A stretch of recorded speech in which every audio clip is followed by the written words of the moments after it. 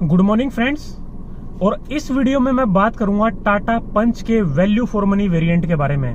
वैसे तो आप ऑलरेडी बहुत सारी वीडियोस देख चुके होंगे, मैं भी देख चुका हूं, लेकिन मेरा ओपिनियन उनसे थोड़ा सा अलग है। कहीं कहीं पे मैंने उनसे एग्री किया और कहीं कहीं पे डिसएग्री किया, और उनका सबका ओपिनियन लगभग एक जैसा ही था, अलग मुझे किसी का नहीं लगा। तो मैं रियल लाइफ प्रैक्टिकल चीजों के बारे में ज्यादा बात करूंगा, तो इसलिए आप वीडियो पूरा देखना, आपको जरूर पसंद आएगा। सबसे पहली बात तो यार मेरे को ये नाम ही नहीं समझ में आए, प्योर एडवेंचर एकम्प्लिश्ड क्रिएटिव। मतलब direct XC XT XZ XZ plus ये रख देते, कितना सिंपल रहता। 10-12 में जाके तो ये याद हुए हैं, फिर ये नहीं समझ में आता नीचे वाला कौन सा है, ऊपर वाला कौन सा है। इवन पिछली बार जो वीडियो आपने देखी थी पंच की मैंने बनाई थी, उसमें मैं गया तो वहां जो इवन टाटा मोटर्स वाले थे वो खुद कंफ्यूज थे, उनको अब तक भी नाम ये ढंग से याद नहीं हुए हैं।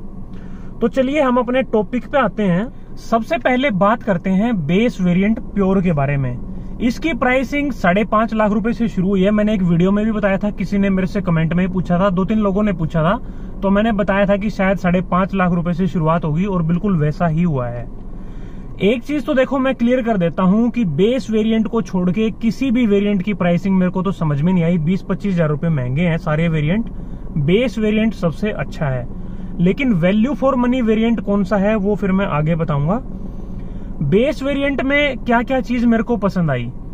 एक चीज तो देखो सेफ्टी, जो सेफ्टी आपको टॉप वेरिएंट में मिलती है वही बेस वेरिएंट में भी मिलती है, ये चीज बहुत अच्छी है। और दूसरी 2 चीजें जो इस बार से टाटा ने करी हैं, टियागो वगैरह में जो नहीं मिलती थी, एक है मैनुअल सेंटर लॉकिंग। पहले बेस वेरिएंट में आपको मैनुअल सेंटर लॉकिंग भी नहीं मिलती थी, सारी अलग अलग विंडोज आपको ऐसे ऑपरेट करनी पड़ती थी हाथ से। और दूसरी सबसे अच्छी चीज जो मेरे को लगी, फ्रंट की 2 पावर विंडो। देखो फ्रंट की जो पावर विंडो है ना, सबसे ज्यादा यूजफुल यही होती हैं। जैसे मैंने आफ्टर मार्केट लगवाई हुई है, वैसे तो टाटा से ही मैंने लगवाई थी, तो मैंने आगे की सिर्फ 2 लगवाई हुई है, पीछे का इतना यूज है ही नहीं मेरा। लेकिन बाद में लगवाने का नुकसान क्या है कि एक तो वो अलग से डब्बे से लगते हैं, और एक मैंने एक वीडियो में आपको बताया था कि इनकी क्वालिटी उतनी अच्छी नहीं है। कोई अननोन आदमी तो बैठता है तो उसको यही नहीं पता लगता कि पावर विंडो ये ऑपरेट कहाँ से होंगी, क्योंकि अब वो हैंडल वाला भी सिस्टम हट गया है, और जहां जेन्युइनली होती हैं वहां होती नहीं है, वो अलग से डब्बे से लगाए हुए हैं, तो उनको बताना पड़ता है कि यहाँ से होंगी। और दूसरा फिर क्वालिटी तो बिल्कुल बेकार है। तो इसलिए फ्रंट की 2 पावर विंडो दी हैं, ये बहुत अच्छा काम किया है। 1-2 चीजें हैं जो मेरे को पसंद नहीं आई। सबसे बेकार चीज तो मेरे को लगी ORVM और डोर हैंडल ब्लैक दिए हुए हैं। यार जब आप इतनी बड़ी गाड़ी को पेंट कर रहे हो, इन छोटी छोटी चीजों को भी पेंट कर दोगे साथ में, तो क्या फर्क पड़ता है। पर ये चीज देखने में बिल्कुल बेकार लगती है, और शायद आप में से ज्यादातर लोग मेरे से एग्री करेंगे। और दूसरी चीज जो मेरे को थोड़ी सी ठीक नहीं लगी वो है व्हील कैप। व्हील कैप भी बेस वेरिएंट में नहीं दिए हुए हैं। और एक चीज यार DRL है, DRL अगर बेस मॉडल से दे देते ना सारे वेरिएंट्स में तो बहुत बढ़िया रहता। बिल्कुल छोटी सी चीज है DRL, कोई इतनी बड़ी चीज है नहीं, हालांकि कोई यूजफुल फीचर भी नहीं है मेरे हिसाब से तो ये, लेकिन एक लुक वाइज है ना, ये बहुत एनहेंस कर देता है लुक को, और लोग इसको पसंद करते मेरे हिसाब से अगर ये दे देते तो। 2-3 चीजें हैं देखो, वो ऐड करके चाहे 10,000 रुपए बढ़ा देते। एक तो मैनुअल सेंटर लॉकिंग की जगह पे रिमोट सेंटर लॉकिंग दे देते, एक व्हील कैप दे देते, एक DRL देते, और 10,000 रुपए भी ज्यादा होती प्राइसिंग, तो भी ये फिर ज्यादा बढ़िया लगता। हालांकि इसमें कोई म्यूजिक सिस्टम, कोई स्क्रीन कैमरा आपको कुछ नहीं मिलेगा, लेकिन ये सारी चीजें आप बाहर से लगवा सकते हो चाहो तो। मेरे हिसाब से सबसे ज्यादा वैल्यू फॉर मनी वेरिएंट ये है। अगर आपका बजट कम है तो आप काफी पैसे इसमें बचा सकते हो। 15-20 हजार रुपए ऊपर लगाओ, म्यूजिक सिस्टम लगाओ, स्क्रीन लगवाओ, कैमरा लगवाओ, और सेंटर लॉकिंग जो मैनुअल है उसको रिमोट करवा लो। ये हार्डली आपके 20,000 रुपए में सारे काम हो जाएंगे, और आपकी गाड़ी बिल्कुल बढ़िया हो जाएगी। इससे ऊपर का जो वेरिएंट है एडवेंचर, बेस मॉडल से 90,000 रुपए ज्यादा है, यानी 6,40,000 रुपए। 90,000 रुपए ज्यादा देके आपको क्या मिलता है, 3.5 इंच का यानी 2 डिन टाइप का जो म्यूजिक सिस्टम है वो मिलता है हरमन का, 4 स्पीकर के साथ। स्टीयरिंग पे कंट्रोल मिल जाते हैं। पावर विंडो जो पहले 2 थी वो अब 4 मिल जाती हैं। सेंटर लॉकिंग जो मैनुअल थी वो रिमोट वाली मिल जाती है।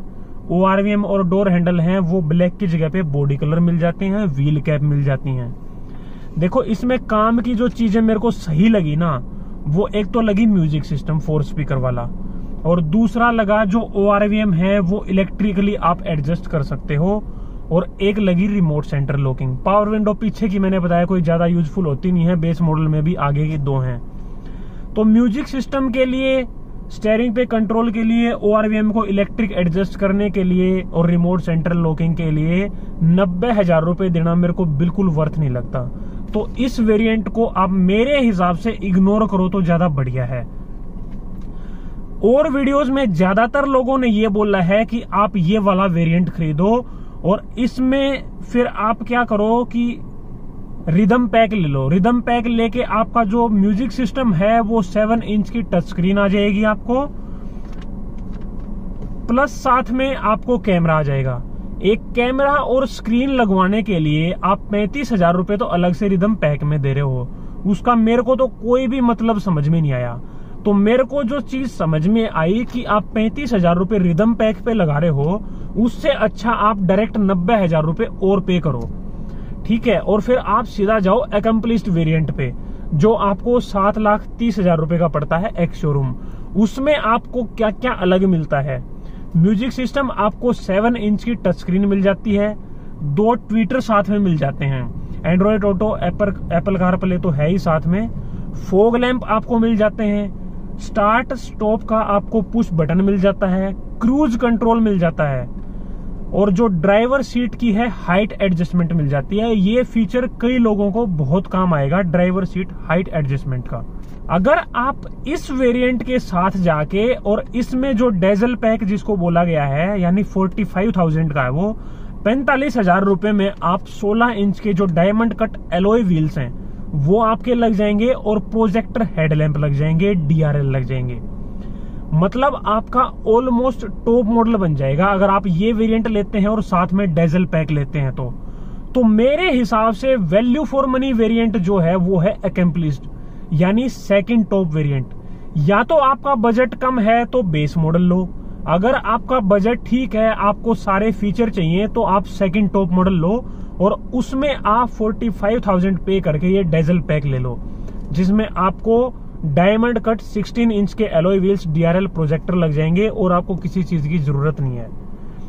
80,000 रुपए एक्स्ट्रा पे करके क्रिएटिव वेरिएंट मिलता है, जिसमें आपको मेनली मेरे हिसाब से प्रोजेक्टर हेडलैम्प और डायमंड कट एलॉय व्हील्स मिलते हैं। बाकी छोटी मोटी चीजें हैं, जैसे ORVM ऑटो फोल्डिंग आ गए, पीछे का रियर हैंडरेस्ट आ गया, ऊपर रूफ रेल आ गई, रियर वॉशर वाइपर आ गए।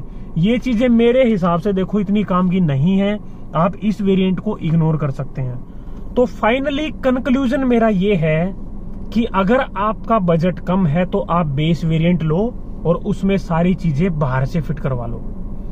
और दूसरा जो वैल्यू फॉर मनी वेरिएंट मेरे हिसाब से बनता है वो सेकंड टॉप बनता है।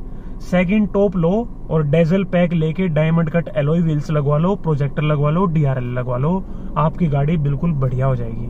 बाकी अगर आप मेरी बात से एग्री करते हो तो कमेंट में बताना, डिसएग्री करते हो, आपको कोई और वेरिएंट लगता है वैल्यू फॉर मनी, तो आप वो भी बता सकते हो। तो ये थी आज की वीडियो मेरी तरफ से। अगर वीडियो आपको अच्छी लगी हो तो लाइक कर देना, चैनल को सब्सक्राइब कर लेना ताकि आने वाली वीडियोस का आपको पता लगता रहे। आज के लिए इतना ही, बाय बाय।